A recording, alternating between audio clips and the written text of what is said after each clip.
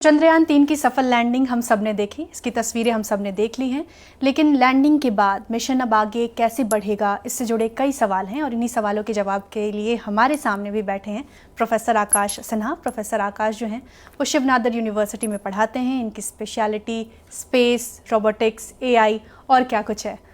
Professor, बहुत बहुत धन्यवाद प्रेरणा जी, और सबसे पहले बहुत बहुत बधाई सारे देशवासियों को, मीडिया को और स्पेशली हमारे इसरो के साइंटिस्ट को। हमारे लिए आज एक बहुत ही बड़ा ऐतिहासिक दिन है और एक बहुत बड़ा अचीवमेंट है भारत के लिए। तो जैसा कि मैंने बता रही थी प्रोफेसर की जानकारियां जुटाने की जो भूख है वो ख़त्म नहीं हो रही है, और अब जब लैंडिंग हो चुकी है, सॉफ्ट लैंडिंग, तो इसके बाद आगे जो रोवर है वो क्या क्या करेगा, इसके बारे में थोड़ा बताएं।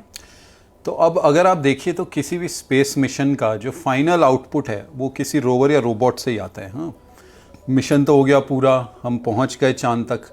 अब चांद पे जाके क्या? तो अब रोवर का काम यहाँ से शुरू होता है, और रोवर को बहुत ही स्मार्टली डिज़ाइन किया गया है कि वो चांद पे सैंपल्स कलेक्ट कर सके, चांद पे नेविगेट कर सके और हमें डेटा भेज सके। नेविगेशन, ये नेविगेशन कैसे होगा, रोवर कैसे मूव करेगा चांद पर, ये इसके बारे में कम लोगों को जानकारी है, थोड़ा इसको एक्सप्लेन करेंगे। तो नेविगेशन मतलब ये समझिए कि वो चांद पे, आप समझिए कि वो रोवर एक ड्राइवरलेस कार की तरह है और उसे खुद ब खुद वहाँ पे मूव करना है। उसको खुद डिसाइड करना है कि सामने कोई क्रेटर तो नहीं है, सामने कोई पत्थर तो नहीं है, क्या मैं उसको क्लाइंब कर सकता हूँ, क्या नहीं कर सकता हूँ। और इसको करने के लिए हमने बहुत ही स्मार्ट 2 कैमरास लगाए हैं उसमें। उस 2 कैमरा से रोवर अपना एक 3D मॉडल बना लेता है और उसकी मदद से नेविगेट करता है। कोई कम्युनिकेशन नहीं है यहाँ पर इस बीच, या फिर कम्युनिकेशन स्थापित करेगा रोवर? कम्युनिकेशन के लिए इस बार इसरो ने बहुत खास ध्यान रखा है। 10 से ज़्यादा एंटीनाज हैं रोवर, लैंडर और प्रोपल्शन मॉड्यूल को मिला के। और एक और ख़ास बात यह है कि रोवर चंद्रयान-3 के मॉड्यूल से तो कम्युनिकेट कर ही सकता है, चंद्रयान-2 के भी मॉड्यूल से कम्युनिकेट कर सकता है। अच्छा। और जो लैंडर है हमारा, वो भी चंद्रयान-2 और 3 दोनों के ऑर्बिटर मॉड्यूल से कम्युनिकेट कर सकता है, और वो धरती के इसरो के स्टेशन से डायरेक्टली भी कम्युनिकेट कर सकता है। तो हमने इतने तरह की रिडंडेंसी दी है कि किसी प्रकार के कम्युनिकेशन लॉस का हमें इशू ना हो। रोवर क्या क्या चीज़ें तलाशेगा चांद में, क्योंकि पानी को लेकर तो काफ़ी चर्चा है, लेकिन पानी के अलावा भी क्या कुछ चीज़ें होंगी जिनकी तलाश रहेगी? पानी सबसे बड़ी चीज़ है, पर हाँ, पानी के अलावा भी वहाँ पे रेयर अर्थ चीज़ें मिल सकती हैं। वहाँ पे जैसे कि यूरेनियम, गोल्ड या किसी भी प्रकार का रेयर अर्थ मेटल हो सकता है। हाँ, इसके अलावा हीलियम-3 होने की भी संभावना है, जो कि न्यूक्लियर फ्यूल बन सकता है। और इन सब चीज़ों को करने के लिए रोवर में स्पेशलाइज्ड सेंसर्स हैं। जिस हिस्से पे रोवर मूव करेगा, साउथ पोल, ये हिस्सा बिल्कुल अनएक्सप्लोर्ड है, इसके बारे में थोड़ा बताएं, क्यों अब तक अनएक्सप्लोर्ड रह गया ये हिस्सा? आपने बिल्कुल सही कहा, लूनर साउथ पोल पे भारत पहला देश है जो कि पहुंचा है। कोई अभी तक वहाँ पे गया नहीं है। ये एक बहुत ही चैलेंजिंग डेस्टिनेशन है, शायद इसलिए अभी तक यहाँ पे कोई लैंड नहीं कर पाया था। एक तो इससे धरती का डायरेक्ट कम्युनिकेशन का लाइन ऑफ साइट अच्छा नहीं है, क्योंकि वो बिल्कुल ही पोल पे है। दूसरा, वहाँ पे सनलाइट भी बहुत लिमिटेड आती है, तो वहाँ पे सनलाइट की एनर्जी को भी हार्नेस करने में दिक्कत आती है।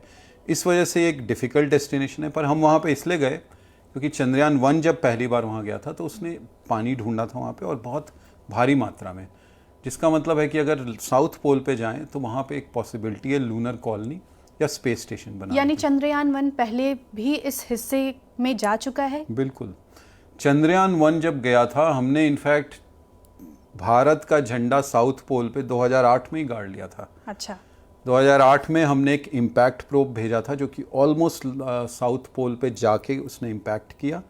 उसमें एक स्पेक्ट्रोमीटर भी गया था जिसने कि वाटर ड्रॉपलेट्स की पुष्टि की थी वहाँ पे, और एक फ्लैग भी उसने कैरी किया था। फ्लैग का जिक्र आपने कर दिया है, तो मैं जानना चाहूँगी, क्या इस बार रोवर ने कोई फ्लैग कैरी किया, इंडिया का कोई फ्लैग कैरी किया?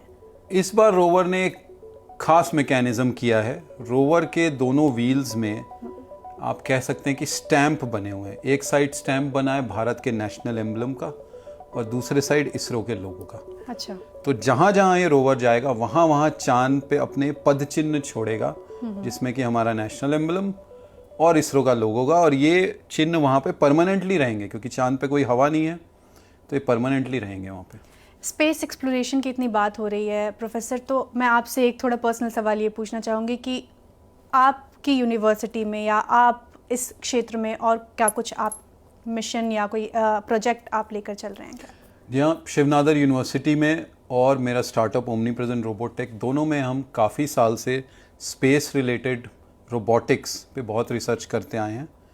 और स्पेस रिलेटेड रोबोटिक्स में अब आने वाले टाइम में नई नई चीज़ें ऐसी आएंगी जिसमें कि जो रोबोट होंगे उनमें बहुत हैवी एआई होगा कि वो ऑलमोस्ट सारे काम खुद से ही कर लेंगे जब वो प्लानिटरी मिशंस पे आएंगे। तो उस पर हमारा काफ़ी रिसर्च चल रहा है। शुक्रिया बीबीसी से बात करने के लिए। धन्यवाद प्रेरणा एंड धन्यवाद।